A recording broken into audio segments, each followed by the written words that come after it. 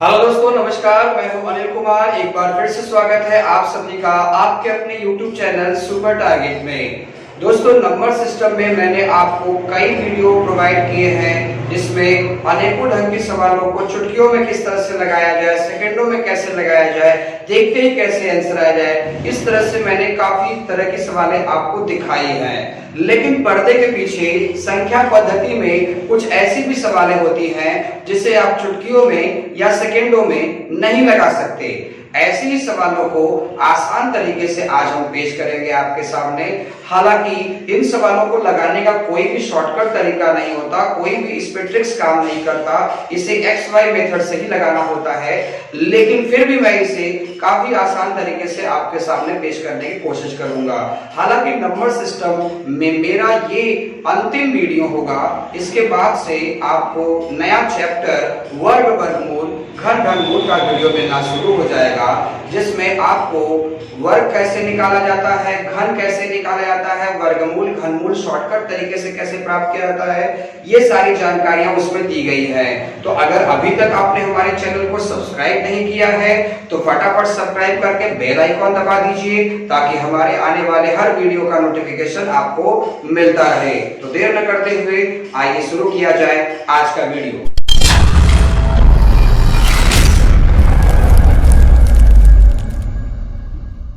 जी हाँ दोस्तों, संख्या पद्धति में बहुत सारी ऐसी सवालें होती हैं जिन्हें लगाने का वास्तव में कोई शॉर्टकट तरीका नहीं होता। आप कहीं भी जाकर देख सकते हैं। ऐसे सवालों को लगाने के लिए हमेशा एक्स वाई मेथड का ही इस्तेमाल किया जाता है। हालांकि इन सवालों को अलग अलग नामों से लोग पुकारते हैं। कुछ लोग इसे विविध प्रश्न कहते हैं, कुछ लोग इसे इबारती प्रश्न कहते हैं, अंग्रेजी में मिसलेनियस क्वेश्चन या विविध प्रश्न कहा जाता है। ऐसे प्रश्नों का संग्रह आज आपके लिए लेकर आए हैं जिन्हें हम सरल तरीके से, आसान तरीके से कैसे लगाएंगे ये हम आपको समझाएंगे। तो वीडियो को लास्ट तक देखिएगा, कहीं भी वीडियो छोड़कर जाइएगा नहीं। कॉपी पेन लेकर बैठ जाइए। स्क्रीन पर पहला सवाल आ चुका है। पहला प्रश्न है, यदि किसी संख्या का 23 गुना 621 है तो वह संख्या क्या होगी? अब इसको कैसे लगाया शॉर्टकट तरीके से, इसके लिए आपको सवाल अच्छे से पढ़ना होगा और जो कह रहा है वो आप करते जाइए रफ पर, आपका आंसर जरूर आ जाएगा। देखिए, कह रहा है यदि किसी संख्या का मतलब मैथ में गुणा होता है। का मतलब मैथ में गुणा होता है। यदि किसी संख्या का, भाई वो संख्या तो आपको मालूम नहीं है तो आप तुरंत कहेंगे कि माना वो संख्या क्या है, x है। अरे x नहीं मान सकते तो a मान लीजिए, मतलब कुछ मान लीजिए। तो संख्या का 23 गुना, गुना का मतलब इनटू होता है, मल्टीपल होता है। तो x का मतलब गुणा, तो x का 23 गुना, तो x गुणे 23। जब इसको हल करेंगे तो कितना आएगा, 23x आ जाएगा। 621 है यानी बराबर 621। आपसे पूछा गया है कि वह संख्या क्या होगी, यानी x का मान क्या होगा। तो इस 23 और x के बीच में गुणे का चिन्ह है। जब पक्षांतरों के या बाएं से दाहिने आएगा तो भाग हो जाएगा, यानी x बराबर 621 बटा 23। अब इसे धीरे धीरे काटने का प्रयास करिए, आपका आंसर आ जाएगा। जैसे 23 से कम 23 होता है, 23 दूना 46 होता है, 23 यहाँ 69 होता है, ज्यादा हो जाएगा यानी 2 बार में ही कटेगा ये। तो 62 में 46 खत्म हो गया। तो अगर 62 में 46 खत्म हो गया तो अभी आपके पास बचा कितना, 16 बचा और एक पहले से था यानी 161 हो गया। तो 23 सते 161 होता है, यानी कि हमारे प्रश्न का उत्तर आ गया 27। तो दोस्तों, इस प्रश्न का आंसर होगा ऑप्शन बी बॉल। अगला प्रश्न। जी हाँ दोस्तों, अब तक हम ऐसे प्रश्नों को परीक्षा में छोड़कर आ जाया करते थे, लेकिन अगर आप चाहें तो अपनी सूझबूझ से इस तरह के सवालों को काफी आसान तरीके से लगा सकते हैं। बस क्वेश्चंस में क्या कह रहा है वो अच्छे से पढ़िए और वो काम करते जाइए जो वो कह रहा है। देखिए, ऑटोमेटिक आपका आंसर आ जाएगा। लेकिन उसके लिए आपके अंदर थोड़ी सी समझदारी और थोड़ा सा गुणा भाग का ज्ञान होना चाहिए। आइए दूसरा प्रश्न इसी कड़ी में आपको दिखाना चाहता हूँ। दूसरा प्रश्न स्क्रीन में लिखा है, किसी संख्या के चौथाई, आगे मत पढ़िए, ये इबारती प्रश्न है, हिंदी में लिखा है, इसे मैथ्स में कन्वर्ट करिए। कह रहा है किसी संख्या के 1/4, तो वो संख्या आपको मालूम है क्या? जैसे मैंने कहा 12 का 1/4 निकालना, तो आपको मालूम है कि 12 का 1/4 निकालना है, लेकिन यहाँ क्या कह रहा है? किसी संख्या का 1/4, तो संख्या आपको नहीं मालूम है, तो तुरंत आप कहेंगे कि संख्या x है या फिर a है। k या का मतलब क्या होता है? गुणा। 1/4 का मतलब 1/4, का मतलब गुणा, तीसरा भाग का मतलब 1/3। बस इसी को बाहर निकालिए। x का 1/4, देखिए मैं लिख दे रहा हूं, x का 1/4 का 1/3 25 है, यानी बराबर क्या आ गया? 25 आ गया। अब इसे हल करिए। x का जब 1/4 में गुणा करेंगे तो आएगा x/4, गुणे 1/3 करेंगे, x का 1 में गुणा करिए, x आ गया, 4 का 3 में करिए, 12 आ गया, बराबर 25। आपने बचपन में ऐसा पढ़ा रहा होगा कि जब दो भिन्नों के बीच में बराबर का चिन्ह आ जाए तो तिरछा तिरछा गुणा होता है। तो दोस्तों 12 का 25 में गुणा हो जाएगा, क्योंकि ये अंश में है और ये हर में है, तो 12 का 25 में गुणा कर दीजिए। 12 × 5 = 60, 0 हो गया, हाथ में 6 आ गया, 12 गुना 24 और 6 कितना होगा? 300 होगा। तो देखा ना दोस्तों कितने आसान तरीके से आंसर आ गया। x का मान क्या होगा? 300। अगला प्रश्न, तीसरा प्रश्न दोस्तों स्क्रीन पर लिखा हुआ है। प्रश्न है, यदि किसी संख्या के 5वां भाग का 2/3 का 3/4 24 है तो वह संख्या क्या होगी? अगर आपको ये सवाल आता है तो एक बार वीडियो रोककर अपने से लगाइए, नीचे 4 ऑप्शन भी दिए हैं, देखिए आपका आंसर आता है कि नहीं आता है। अगर आंसर ना आ पाए तो वीडियो प्ले करिए और देखिए टीचर कैसे बता रहा है उसे। घबराने की बात नहीं है, मैंने फिर से कह देना है आपको कि सवाल में जैसे कह रहा है वैसे आप करते जाइए, आंसर जरूर आएगा आपका। इबारती प्रश्न कहने का मतलब हिंदी में सवालें दी रहेंगी, उसे मैथ्स में कन्वर्ट करके आपको आंसर निकालना होगा। जैसे कि सवाल में लिखा है, यदि किसी संख्या का 5वां भाग, तो आपको संख्या तो मालूम नहीं है, आप तुरंत क्या कहोगे? माना संख्या a है या फिर माना संख्या x है। का मतलब गुणा, 5वां भाग का मतलब क्या हुआ? देखिए 5वां गुना और 5वां भाग में फर्क होता है।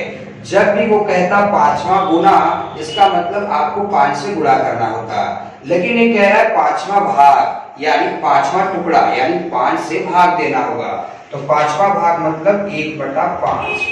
फिर का लिखा है, का मतलब गुणा, 2/3 मतलब 2/3, जैसे 2/3 हो गया, 3/4 हो गया, ये बटे में होता है। 2/3 मतलब 2 का तीसरा हिस्सा, 2/3। का मतलब गुणा, 3/4 मतलब तीसरा का चौथा हिस्सा, 24 है यानी बराबर 24। तो वह संख्या क्या होगी? वो संख्या आपने x माना हुआ है। अब इसे सॉल्व करिए। दोस्तों अगर दो भिन्नों के बीच में बराबर का चिन्ह होता है तो तिर्यक गुणा आप कर सकते हैं, या फिर ऊपर का ऊपर से, नीचे का नीचे से काट सकते हैं। लेकिन अगर दो भिन्नों के बीच में गुणा का चिन्ह आ जाए तो ऊपर वाला बंदा नीचे वाले को काट सकता है, नीचे वाला बंदा ऊपर वाले को काट सकता है। जैसा कि आप देख रहे हैं कि ये सब भिन्न के रूप में लिखे गए हैं, तो क्या ये 2 4 को काट सकता है? 2 एकम 2, 2 दूना 4, ये 3 3 से कट सकता है। अब a का गुणा 1 में 1 में 1 में करिए, कितना आएगा? a आएगा। 5 का गुणा 2 में करिए, 10 आएगा, बराबर 240। अब देखिए बराबर का चिन्ह आ गया तो हम तिरछा गुणा करेंगे। 240 का 24 का 10 में गुणा करेंगे तो कितना आ जाएगा? 240। यानी हमारे प्रश्न का उत्तर होगा ऑप्शन बी। अगला प्रश्न, चौथा प्रश्न आइए देख लिया जाए। प्रश्न है, यदि किसी संख्या के 2/3 के 1/5 का 3/4 15 हो तो वह संख्या क्या होगी? बिल्कुल दोस्तों हिंदी में लिखा है, मैथ्स में कन्वर्ट करिए, आंसर आएगा। आइए हमारे साथ। किसी संख्या की, संख्या आपको नहीं पता, ये मान लिया आपने, के मतलब या का मतलब गुणा होता है, 2/3 का मतलब 2/3 होता है। फिर से के आ गया मतलब गुणा लगा दिया। 1 पंचमांश हो सकता है ये आपके लिए नया हो, पंचमांश चतुर्थमांश मतलब वो 1 का उतना हिस्सा है। 1 पंचमांश मतलब 1 का 5वां हिस्सा, 1/5 का मतलब गुणा। 3/4 मतलब 3/4 15 है, यानी बराबर 15। जैसा कि मैंने अभी भी आपको बताया था कि अगर दो भिन्नों के बीच में गुणा का चिन्ह हो जाए तो ऊपर वाला बंदा नीचे वाले को या नीचे वाला बंदा ऊपर वाले को काट सकता है। तो जैसा कि आप देख रहे हैं कि गुणा का चिन्ह लगाया तो ये 3 से कट गया, 2 काट सकता है 4 को 2 बार में। ए का गुणा अगर आप करेंगे ऊपर देखिए कुछ नहीं बचा, केवल ए है, ए आ गया और नीचे देखिए 5 और 2 बचा, यानी 5 दूना 10 हो गया, बराबर 15। अब देखिए भिन्न के बीच में बराबर का चिन्ह है तो तिरछा गुणा करेंगे, यानी 15 दहा में आ जाएगा 150। आपका आंसर होगा ऑप्शन सी। अगला प्रश्न, 5वां प्रश्न आइए देख लिया जाए। 5वां प्रश्न स्क्रीन पर लिखा हुआ है, यदि किसी संख्या के 1/4 का 1/3 भाग 15 हो तो उस संख्या का 3/10वां भाग क्या होगा। दोस्तों ये भी संख्या पद्धति का ही सवाल है, देखते हैं इसे कैसे लगाएंगे। बिल्कुल उसी तरीके से पढ़िए और जो कह रहा है करते जाइए।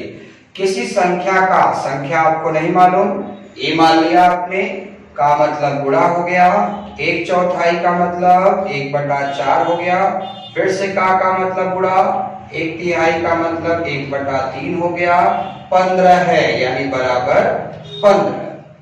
अब इसे हल करिए। अब देखिए ऊपर कोई काटने लायक है नहीं तो नीचे गुणा कर दीजिए, 4 तिया कितना हो जाएगा 12। अब तिरछा गुणा कर दो 12 का 15 में, भाई ए का 1 में गुणा करोगे तो ए आएगा, 4 का 3 में करोगे तो 12 आएगा, तो a/12 बराबर कितना आ गया 15। तो भिन्नों के बीच में अगर बराबर का चिन्ह रहेगा तो तिरछा गुणा किया जाता है, तो 12 का 15 गुणा करिए कितना आ जाएगा, यानी 12 × 5 = 60, 12 × 12 = 6 18, यानी संख्या का मान आ गया 180।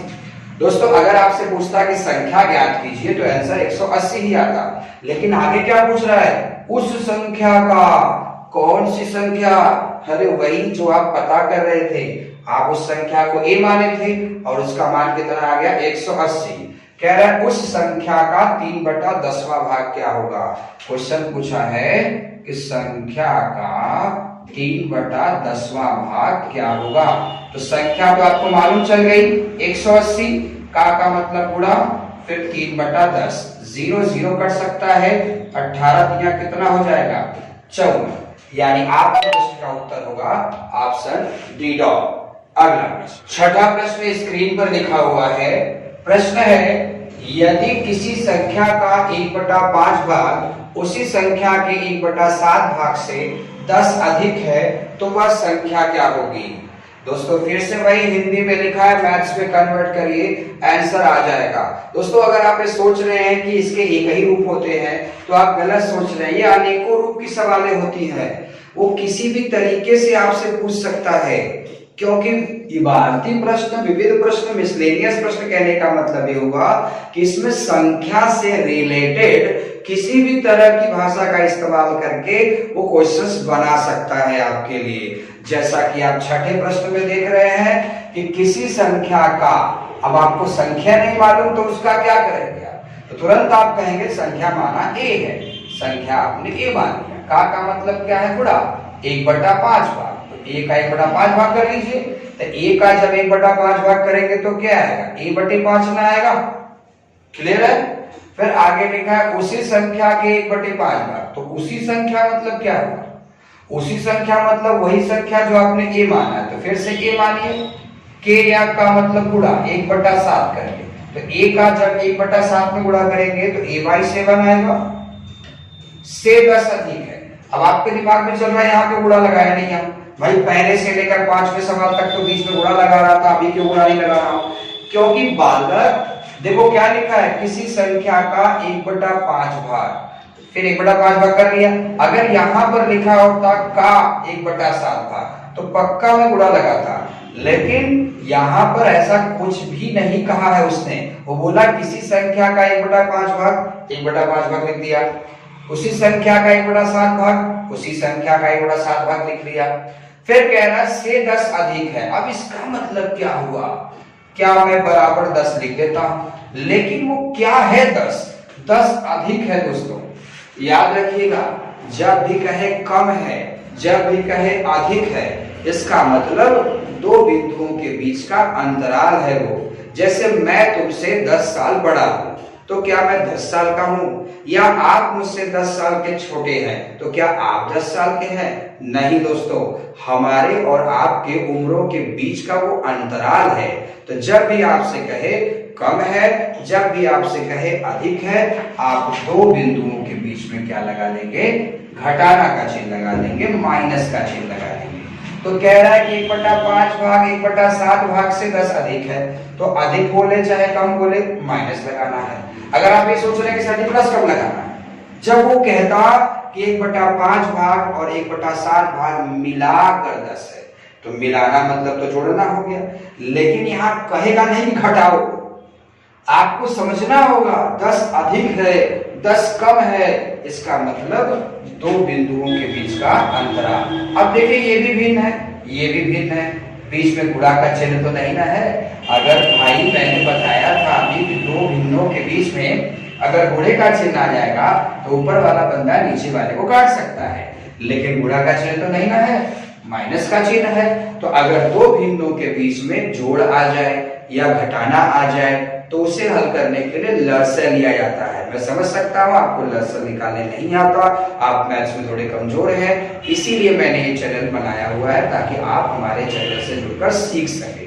आइए बेटा, अगर दो भिन्नों के बीच में जोड़ आ जाए या घटाना आ जाए तो लसअ लेने की कोई जरूरत नहीं है, बस 5 का 7 में गुणा करो तो फटाक से कितना आ जाएगा 35। इतना समझ में आ गया। अब इस 7 का a में गुणा करो 7a, 5 का a में गुणा करो 5a, बीच में चिन्ह कौन सा है, माइनस का, बराबर 10। तो 7a में से 5a निकाल दो, 2a आ गया।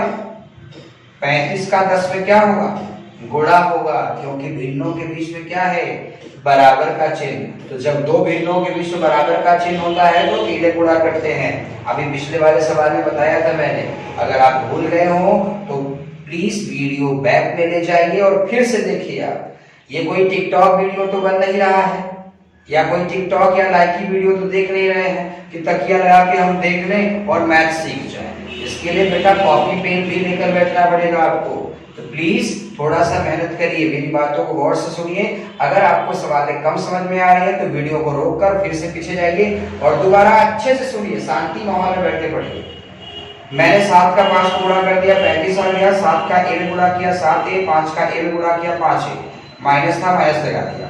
35 का 10 में जब गुणा करेंगे तो कितना आ जाएगा 350। अब 2 से 350 को काटने का प्रयास करिए, चलिए काटते हैं। a बराबर 350/2, या फिर 350 का अगर आधा करने आता है आपको दिमाग में तो कर लीजिए। देखिए 2 1 कम 2 हो गया, अब 1 बचा, 2 7 14 हो गया, 2 बचे 10 हो गया, यानी आपके प्रश्न का उत्तर होगा 175, ऑप्शन सी। अगला प्रश्न, अगर आपको पिछला प्रश्न अच्छे से समझ में नहीं आया है तो उसी तरह का मैं एक और प्रश्न 7वें प्रश्न में दिखाना चाहूंगा। आइए एक बार देख लिया जाए। यदि किसी संख्या का 1/9 उसी संख्या के 1/10 से 4 अधिक है तो वह संख्या क्या होगी।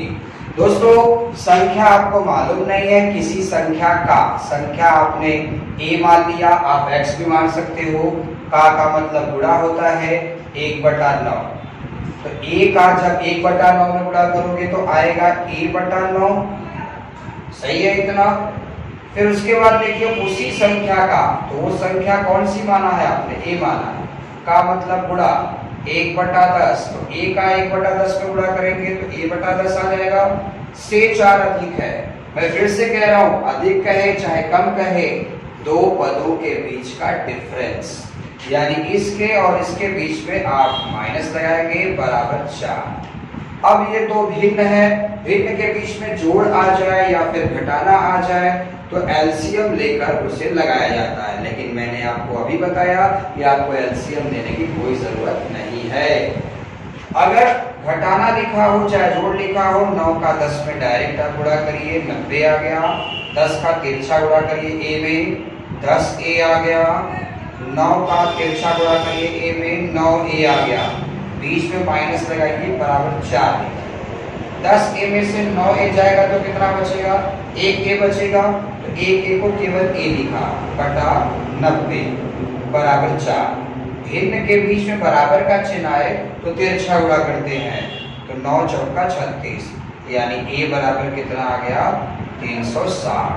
आपका प्रश्न का उत्तर होगा ऑप्शन बी का। एक दो बार और पीछे बैक जाकर वीडियो देख लीजिए और अच्छा आपको समझ में आएगा। अगला प्रश्न दोस्तों, अगला प्रश्न देख लिया जाए। जी हाँ, आप ऐसे प्रश्न को देख रहे हैं जिन्हें लगाने का कोई ट्रिक्स नहीं है, कोई शॉर्टकट तरीका नहीं है। इसे आप x मान के ही लगा सकते हैं, लेकिन आप तभी लगा पाएंगे जब आप सवालों को अच्छे से पढ़ेंगे और जो कह रहा है उस तरह से रफ पर अपने लगाएंगे, तभी जाके आंसर आएगा। मैं समझ सकता हूं कि आप परीक्षा में इस तरह के सवालों को छोड़कर आ जाते हैं, लेकिन अब से आप नहीं छोड़ेंगे उसे, अब से उसे लगाने का प्रयास करेंगे। इसीलिए मैं आज इस तरह के सवाल लेकर आया हूं ताकि आपका बेहतर अभ्यास करा सकूं। तो आइए दोस्तों, सवाल लिखा है, किसी संख्या का 3/7 उसी संख्या के 40% से 12 अधिक है, उस संख्या का 60% कितना होगा? किसी संख्या का, वो संख्या आपको नहीं पता, ए मान लिया आपने, का मतलब गुणा लगा लिया, 3/7 मतलब ए में 3/7 का गुणा कर दिया। तो जब आप ए में 3/7 गुणा करेंगे तो 3a/7 आएगा, इतना तो आप मानते हो। फिर कह रहा है उसी संख्या, वो संख्या आपको नहीं मालूम, आपने ए माना हुआ है, का मतलब गुणा 40%, उसी संख्या का 40%, प्रतिशत आप जानते हो बाई 100 होता है, यानी आप उसी संख्या का 40/100 लिख सकते हो। अब इसे हल करिए, 20 दूना 20 25 100 ऐसा लिख सकते हो, यानी a का 2/5 भाग निकालेंगे तो 2a/5 आएगा। बाबू कह रहा है ना उसी संख्या का, ऐसे लिखा है, संख्या का 40%, तो वो संख्या आप ए माने हो, का मतलब गुणा होता है, 40% का मतलब, अब ये परसेंटेज हटाओगे तो बटा 100 लिखोगे आप। तो 20 से काटो, 20 दूना 20 बचे, यानी 2/5। तो जब ए में 2/5 गुणा करेंगे तो 2a/5 ही आएगा।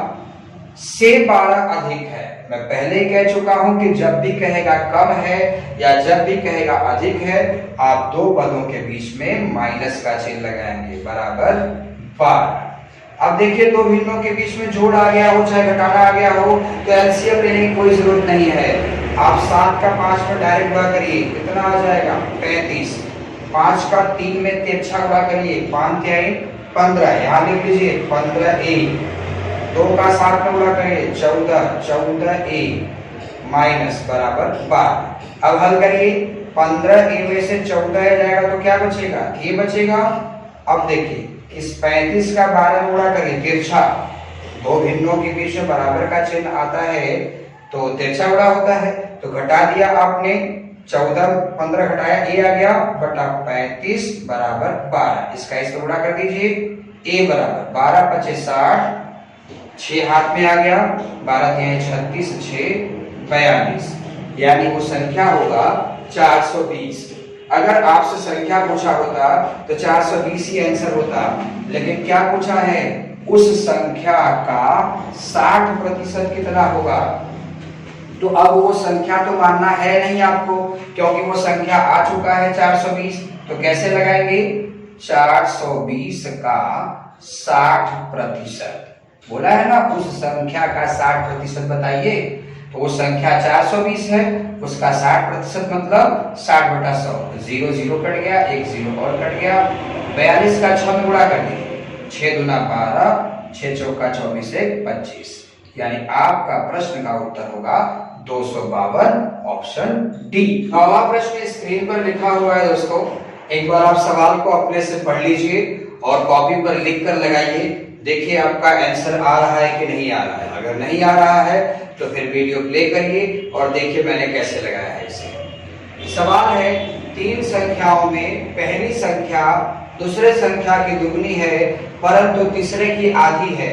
यदि तीनों संख्याओं का योगफल 168 हो तो सबसे बड़ी संख्या ज्ञात कीजिए। मेरे हिसाब से ऐसे सवाल तो कमजोर विद्यार्थी पक्का परीक्षा में छोड़कर आते होंगे, लेकिन दोस्तों आज के बाद आपको इस तरह के सवालें नहीं छोड़नी है।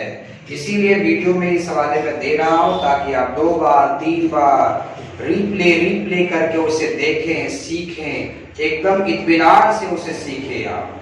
आइए, कह रहा तीनों संख्याओं का योगफल 168 है। आपको 3 की तीनों संख्या नहीं मालूम है कि सम है कि विषम है कि प्राकृतिक है, आपको उस संख्या के बारे में कुछ भी नहीं पता। हाँ, यहाँ कुछ बातें लिखी गई है। 3 संख्याओं में पहली संख्या दूसरे की दुगनी तीसरे की आधी, ऐसा कुछ लिखा गया है। तो दोस्त जब भी गुना, तिगुना, चौगुना है, पचगुना है, ऐसा कुछ कहा जाए तो हमें उन संख्याओं के बीच में अनुपात बनाना होता है।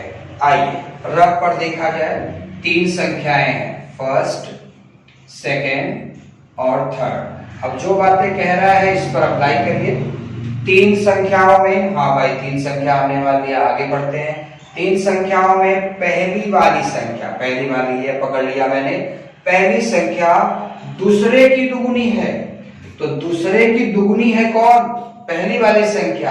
अरे बाबू एक बार फिर से पढ़ो, पहली वाली संख्या दूसरे की दुगुनी है तो दूसरा का दुगुना।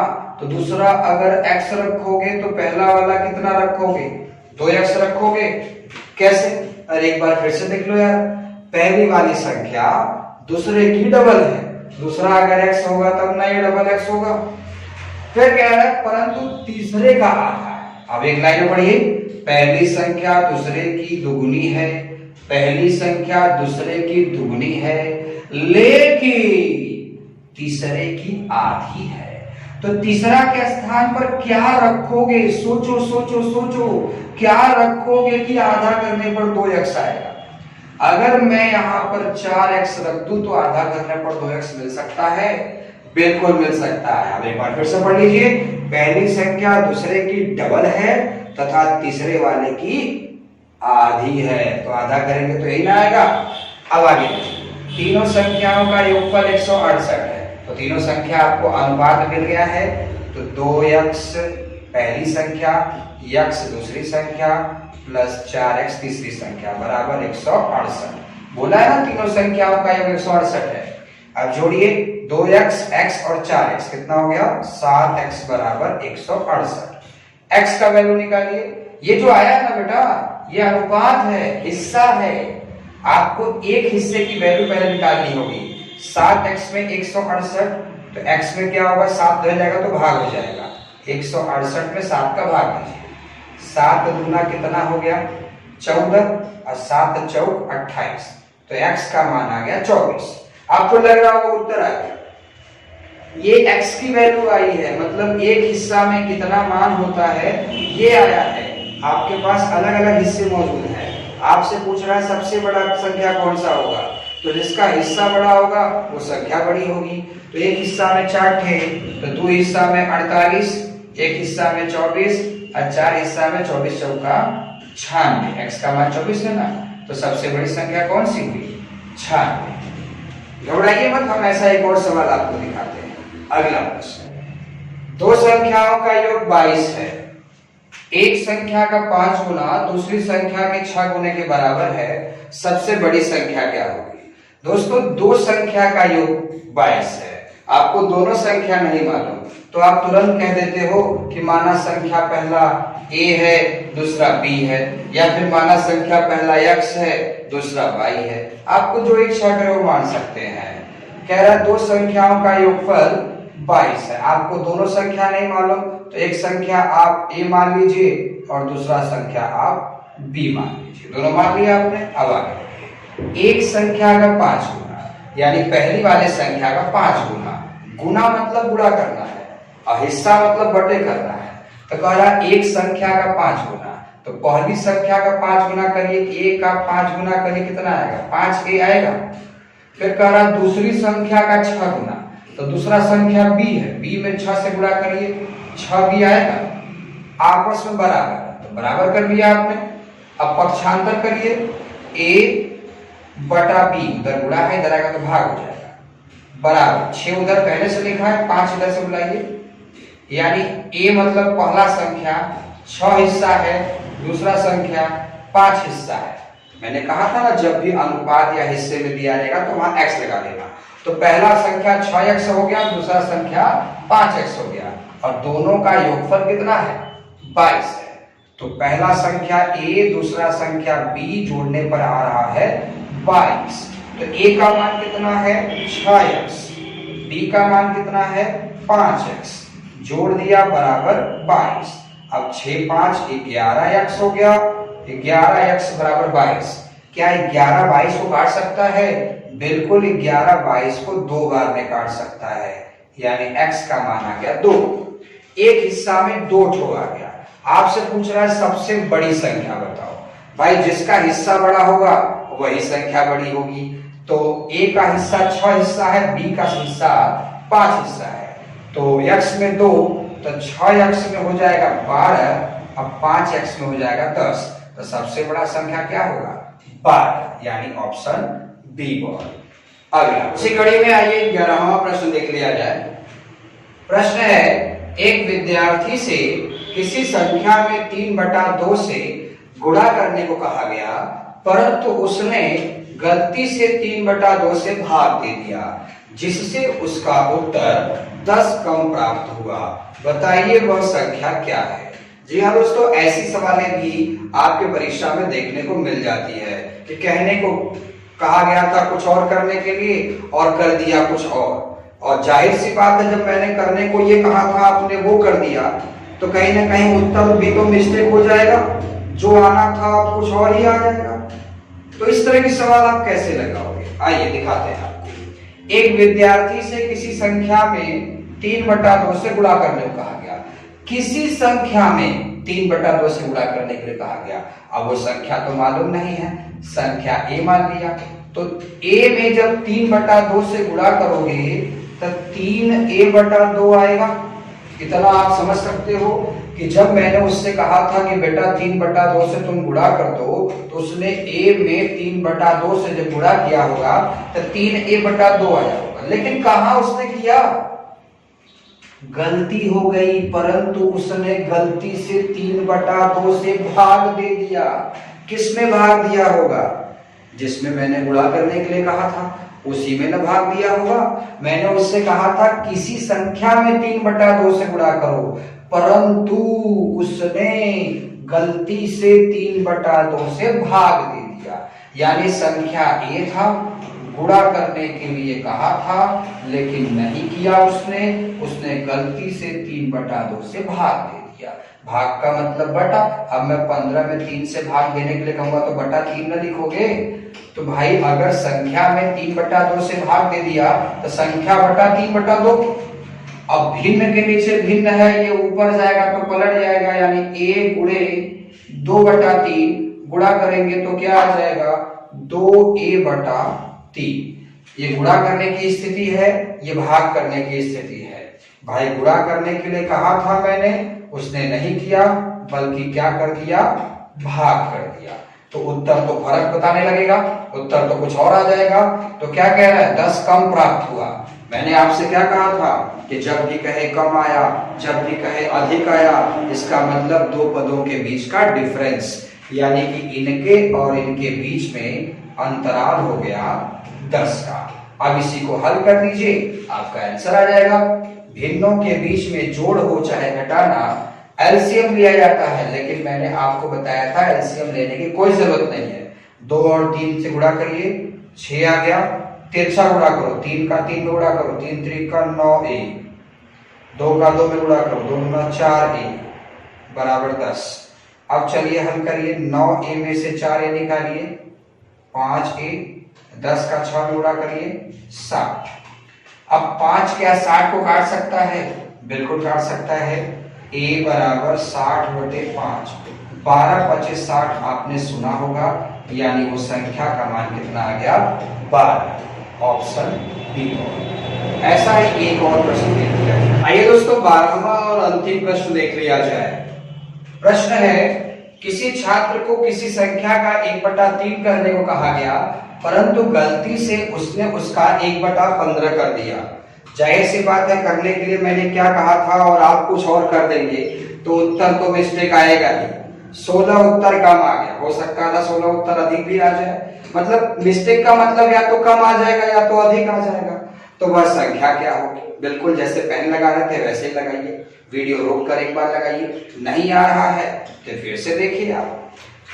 छात्र को किसी संख्या का, संख्या नहीं मालूम, ए मान लिया, का मतलब गुणा 1/3 करने को कहा गया। तो जब 1/3 करेगा तो a/3 आएगा, पक्का? आप अच्छे से लिख लो। जब a का 1/3 करेगा तो a/3 आएगा, परंतु गलती हो गई, गलती से उसने उसका मतलब उसी संख्या का, वो संख्या a था, उसका 1/15 कर दिया, यानी a/15 कर दिया। तो उत्तर 16 कब आ गया? कब आए चाहे अधिक आए, क्या करना है? माइनस करना है। अब इसी को हल कर लीजिए। भिन्नों के बीच में माइनस हो चाहे प्लस हो, एलसीएम लिया करते हैं। अगर आप थोड़े वीक बच्चे हैं, कमजोर बच्चे हैं मैथ्स में, तो एलसीएम लेने की कोई जरूरत नहीं, आप डायरेक्ट गुणा कर दीजिए। 3 का 15 गुणा कर दीजिए, कितना आ जाएगा? 45।